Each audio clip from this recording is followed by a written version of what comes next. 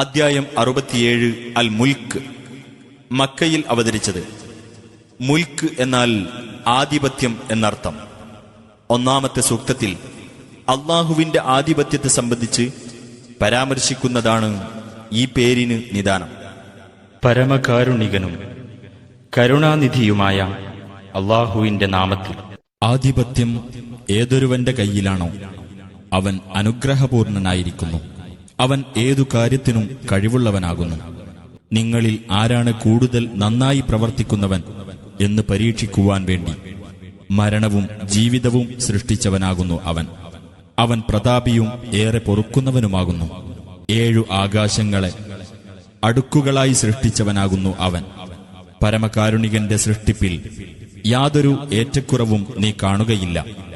എന്നാൽ നീ ദൃഷ്ടി ഒന്നുകൂടി തിരിച്ചുകൊണ്ടുവരൂ. വല്ല വിടവും നീ കാണുന്നുണ്ടോ? പിന്നീട് 2 തവണ നീ കണ്ണിനെ തിരിച്ചുകൊണ്ടുവരൂ. നിന്റെ അടുത്തേക്ക് ആ കണ്ണ് പരാജയപ്പെട്ട നിലയിലും പരവശമായിക്കൊണ്ടും മടങ്ങിവരും. ഏറ്റവും അടുത്ത ആകാശത്തെ നാം ചില വിളക്കുകൾ കൊണ്ട് അലങ്കരിച്ചിരിക്കുന്നു.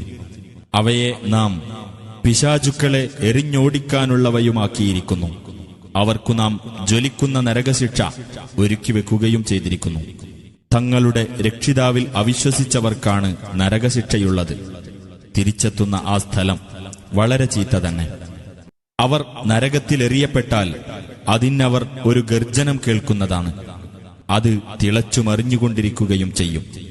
കോപം നിമിത്തം അത് പൊട്ടിപ്പിളർന്നു പോകുമാറാകും. അതിൽ ഓരോ സംഘവും എറിയപ്പെടുമ്പോഴൊക്കെ അതിന്റെ കാവൽക്കാർ അവരോട് ചോദിക്കും, നിങ്ങളുടെ അടുത്ത് മുന്നറിയിപ്പുകാരൻ വന്നിരുന്നില്ലേ? അവർ പറയും, അതെ, ഞങ്ങൾക്ക് മുന്നറിയിപ്പുകാരൻ വന്നിരുന്നു.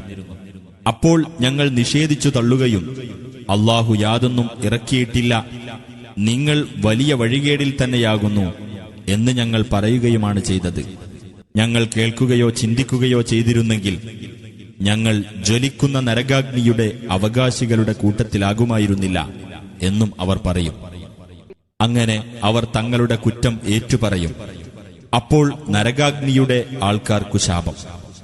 തീർച്ചയായും തങ്ങളുടെ രക്ഷിതാവിനെ അദൃശ്യനിലയിൽ ഭയപ്പെടുന്നവരാരോ അവർക്ക് പാപമോചനവും വലിയ പ്രതിഫലവുമുണ്ട്.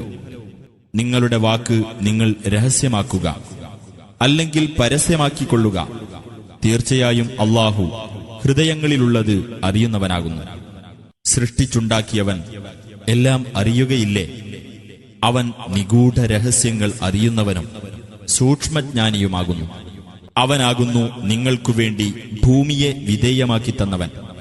അതിനാൽ അതിന്റെ ചുമലുകളിലൂടെ നിങ്ങൾ നടക്കുകയും അവന്റെ ഉപജീവനത്തിൽ നിന്ന് ഭക്ഷിക്കുകയും ചെയ്തുകൊള്ളുക. അവങ്കലേക്ക് തന്നെയാണ് ഉയിർത്തെഴുന്നേൽപ്പ്. ആകാശത്തുള്ളവൻ നിങ്ങളെ ഭൂമിയിൽ ആഴ്ത്തിക്കളയുന്നതിനെപ്പറ്റി നിങ്ങൾ നിർഭയരായിരിക്കുകയാണോ? അപ്പോൾ ഭൂമി ഇളകി മറിഞ്ഞുകൊണ്ടിരിക്കും. അതല്ല, ആകാശത്തുള്ളവൻ നിങ്ങളുടെ നേരെ ഒരു ചരൽ വർഷം അയക്കുന്നതിനെപ്പറ്റി നിങ്ങൾ നിർഭയരായിരിക്കുകയാണോ? എന്റെ താക്കീത് എങ്ങനെയുണ്ടെന്ന് നിങ്ങൾ വഴിയെ അറിഞ്ഞുകൊള്ളും. തീർച്ചയായും അവർക്ക് മുമ്പുള്ളവരും നിഷേധിച്ചു തള്ളിയിട്ടുണ്ട്. അപ്പോൾ എന്റെ പ്രതിഷേധം എങ്ങനെയായിരുന്നു? അവർക്കു മുകളിൽ ചിറക് വിടർത്തിക്കൊണ്ടും ചിറക് കൂട്ടിപ്പിടിച്ചുകൊണ്ടും പറക്കുന്ന പക്ഷികളുടെ നേർക്ക് അവർ നോക്കിയില്ലേ? പരമകാരുണികനല്ലാതെ മറ്റാരും അവയെ താങ്ങി നിർത്തുന്നില്ല. തീർച്ചയായും അവൻ എല്ലാ കാര്യവും കണ്ടറിയുന്നവനാകുന്നു.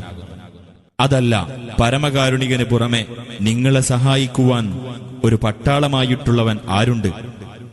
സത്യനിഷേധികൾ വഞ്ചനയിൽ അകപ്പെട്ടിരിക്കുക മാത്രമാകുന്നു. അതല്ലെങ്കിൽ അല്ലാഹു തന്റെ ഉപജീവനം നിർത്തിവച്ചാൽ നിങ്ങൾക്ക് ഉപജീവനം നൽകുന്നവനായി ആരുണ്ട്? എങ്കിലും അവർ ധിക്കാരത്തിലും വെറുപ്പിലും മുഴുകിയിരിക്കുകയാകുന്നു. അപ്പോൾ മുഖം നിലത്തുകുത്തിക്കൊണ്ട് നടക്കുന്നവനാണോ സന്മാർഗം പ്രാപിക്കുന്നവൻ? അതല്ല, നേരെയുള്ള പാതയിലൂടെ ശരിക്ക് നടക്കുന്നവനോ?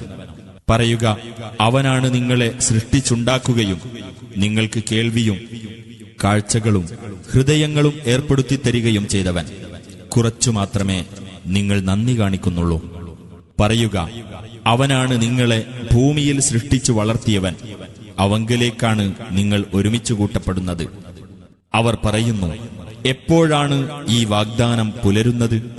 നിങ്ങൾ സത്യവാൻമാരാണെങ്കിൽ അതൊന്നു പറഞ്ഞു തരൂ. പറയുക, ആ അറിവ് അല്ലാഹുവിന്റെ പക്കൽ മാത്രമാകുന്നു. ഞാൻ വ്യക്തമായ താക്കീതുകാരൻ മാത്രമാകുന്നു. ആ താക്കീതു നൽകപ്പെട്ട കാര്യം സമീപസ്ഥമായി അവർ കാണുമ്പോൾ സത്യനിഷേധികളുടെ മുഖങ്ങൾക്ക് മ്ലാനത ബാധിക്കുന്നതാണ്.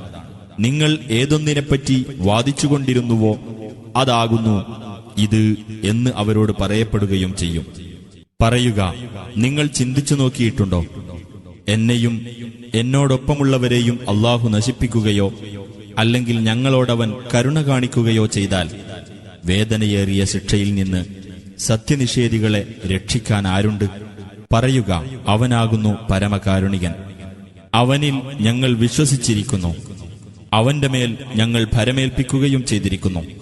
എന്നാൽ വഴിയെ നിങ്ങൾക്കറിയാം. ആരാണ് വ്യക്തമായ വഴികേടിലെന്ന്?